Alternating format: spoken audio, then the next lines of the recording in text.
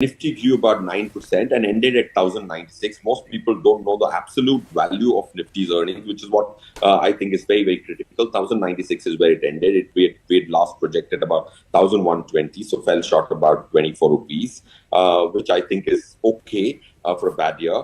If you look at mid-cap earnings, which I think, again, people, the narrative is not as positive as the number is. 16.6% is the growth of Nifty mid-cap 150. Why would I say this is the most important index? Because SEBI has mandated this as the tier 1 benchmark for most mutual funds, and that's where the money is coming from. So if anybody thinks that they can see any other mid-cap index and be happy about it, they're wrong, they're mistaken. They should look at Nifty mid-cap 150 alone, because that's what the domestic institutions are mandated to take as tier 1. And that grew its earnings by 16.6% and ended at 579 on a base of 486.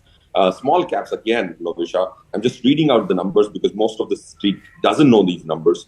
If you look at the Nifty small cap 250, which is again the most important benchmark, not for a mutual fund investor, for any Indian capital market investor, because that's where the money is.